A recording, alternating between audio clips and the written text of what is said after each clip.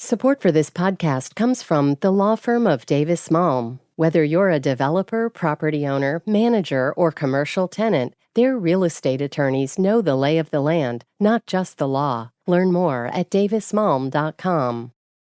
WBUR Podcasts, Boston.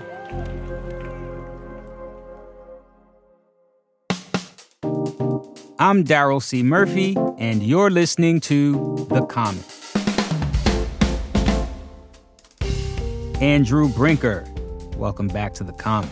Thanks for having me. I've missed being here. Oh, man, that warms my heart. So, Andrew, you're a Boston Globe housing reporter, and you have a story out about efforts to build new federally subsidized public housing units in Massachusetts. And, basically that's housing that's government-owned and operated. And what's interesting is this is happening because of a loophole in a law from the 1990s that effectively ended the building of public housing. And that law, which was passed in 1999, is called the Faircloth Amendment. So take us back to that time and talk to us about what's in this law. Yeah, it's a really interesting law. It was sort of the culmination of this movement against public housing in the United States. Construction of public housing probably started in the 20s and 30s and sort of stretched all the way through up until really in large scale up until the 80s. Mm-hmm. But, there had been lawmakers who had a negative perception of that kind of housing. They associated it with slums or, Mm-hmm. they associated it with concentrated poverty or crime or those sorts of things. While disinvesting in it. Yeah, they built it, didn't fund it, and then they started associating those things with it. And so Faircloth Amendment was sort of the culmination of that whole sort of movement against public housing. And what the law did was it said on the federal level and for each housing authority in each community in the United States, the number of federally subsidized public housing units, those really deeply affordable housing units that are owned by the government, the number that each of those communities had at that time in 1999, that was the cap. They could not build any more. And so essentially it was outlawing the construction of public housing. It was saying, as a country, we are done with this, essentially was the idea. And so, Andrew, how many units short are we from the Faircloth cap in Massachusetts right now? Yeah, good question. So essentially, since the Faircloth Amendment was passed, we'd already been not investing in public housing to a particularly high degree, and that sort of continued in the decades to follow the Faircloth Amendment. And so what that means is that public housing was really on the decline. The buildings were, so they were deteriorating. Some of them were redeveloped into mixed income housing. Some of them were just straight up demolished. Some of them were developed into market rate housing. Point being, we've lost quite a few units since then. Mm-hmm. The United States has lost around 235,000 public housing units. So that's 235,000 units below that cap. And Massachusetts has lost around 6,000 units. And that's a big deal because, like you said, public housing is a major resource for some of the lowest income renters from around the country and locally. So tell me about the initiative called Faircloth to Rad. How could it help us build more of these public housing units? The general idea behind what's happening right now is that the Faircloth Amendment said the number of public housing units that were subsidized by the federal government in 1999, the total number, which I can't remember the number off the top of my head, I think it was around 1.4 million. That number of public housing units was the cap. And because, in the decades to follow, we've lost so many units, technically speaking, housing authorities have the legal authority to build back to that cap again. It's just a matter of unlocking the funding that's necessary to do so. So tell me about what's happening here in Massachusetts. Tell me about how they're unlocking the funding and how they're making it happen. There's this underlying program that the federal government, the Department of Housing and Urban Development, has sort of been fiddling around with over the last couple of years called the Rental Assistance Demonstration Program that essentially allows housing authorities to transition their public housing, which in housing speak is known as Section 9 housing, to transition it to Section 8.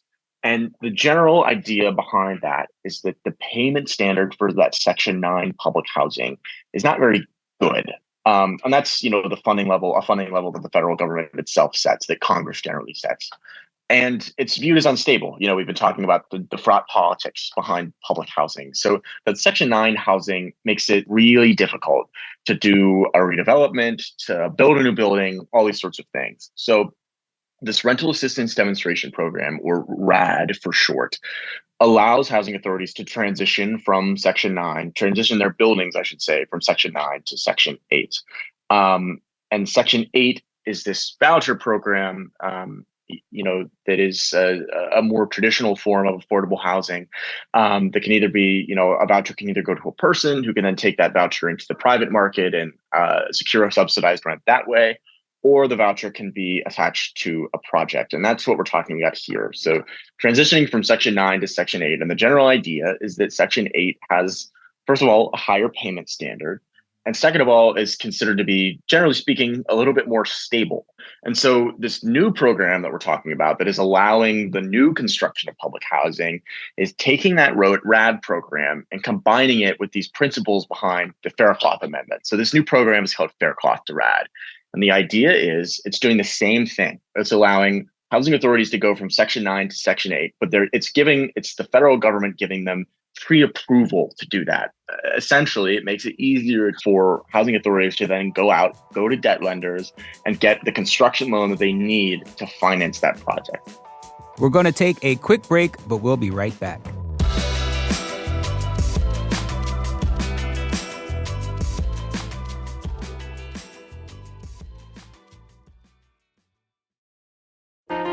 Politics has never been stranger or more online, which is why the politics team at Wired is making a new show, Wired Politics Lab.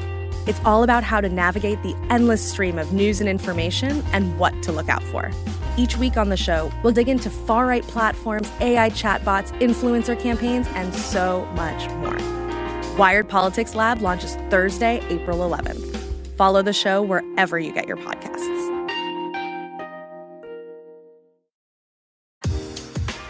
And we are back.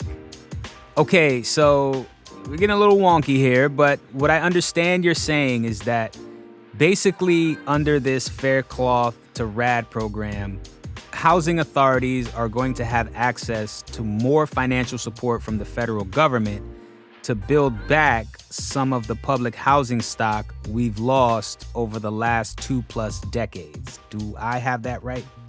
Right. And right now in Massachusetts, Cambridge is leading the charge with this, correct? That's right, yeah. So Cambridge has about a fourth of the total units that Massachusetts is under its cap. I think it's around 1,900 units. And so what Cambridge is doing is it has two decent-sized projects. They're both redevelopments in which the housing authority there is adding new units on. So there's a redevelopment of a federally funded building in Central Square. There's 38 units there already. And the housing authority is adding 24 new studio apartments that will be public housing there through this program. So that's 24 new apartments that pretty much could not have been built before. And then there's another new redevelopment, a much bigger one in North Cambridge. There's an existing property called Jefferson Park. It's about 175 units right now. They're demolishing it, rebuilding it, and adding 100 new units onto it. So it's going to be 275 total units by the time this project is done. Correct me if I'm wrong, but Cambridge is even looking to build outside of its city. Yes.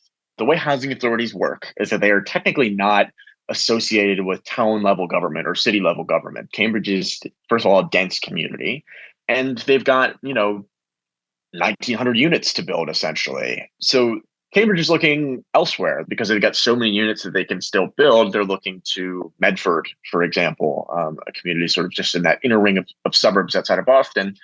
And they're in very early talks, but the idea is they might be building or helping redevelop some public housing there and adding some new units. This Faircloth to RAD program, how useful could it be in Boston? It could potentially be huge. Kenzie Bach, the executive director at the Boston Housing Authority, has told me for this story that not only are they actively exploring the program, they haven't necessarily figured out the best way to work out the funding so far, but they intend to build every single one of the units that they have in their cap space. And that's 2,900 units, almost 3,000 units they've lost since the cap was passed. And it's hard to say what form that might take. It could come in a bigger development of a mixed use project or something like that. The West End Library, for example, the city is redeveloping. They're adding housing on top. Kenzie Bach at the Boston Housing Authority wants to add 20 units of new public housing there. The city has been talking about utilizing some of the vacant land. Theoretically, this is what she told me. Theoretically, they could target some of that vacant land and build entirely new public housing developments there. So they're in the very early stages of figuring out how to use this program, because working out the funding is still complex. But once they figure it out, they have every intention to build all 3,000 of those units. Over the course of your reporting, and whether it was here in Boston or in Cambridge or wherever it might have been, did you get a chance to talk to any families or community leaders about how impactful this new housing could be? Yeah, I have been talking to families. The thing that strikes me is that the conditions in our public housing as it stands right now are, as a number of folks have said it, deplorable. I've been through a couple of these units. There are really bad rodent problems. There are staircases that are falling apart. All of these really bad issues.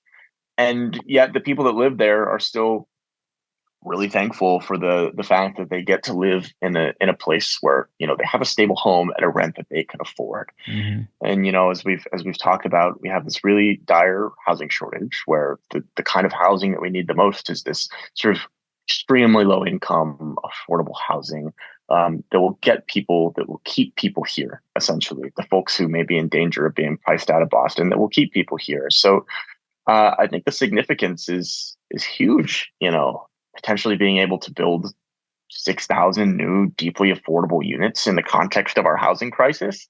I think it's hard to understate how important that could be. And, like we said, it will be challenging to build all of these units for a number of reasons. But I think a lot of folks in the housing world see this as a big moment. With that said, Andrew, thank you so much for taking the time to come through and talk to us about this story, this very complicated yet important story. Thank you, man. I really appreciate it. Of course. Thanks so much for having me, Daryl. That's Boston Globe housing reporter Andrew Brinker. And that's our show for today. Thank you so much for listening to The Common. Do we need more public housing? I know that might be such a layup question for some of y'all, but I'm curious to know what you think. Hit us up on Instagram at WBUR The Common, or send us an email at thecommon@wbur.org. I'm Daryl C. Murphy, and I'll talk to you soon.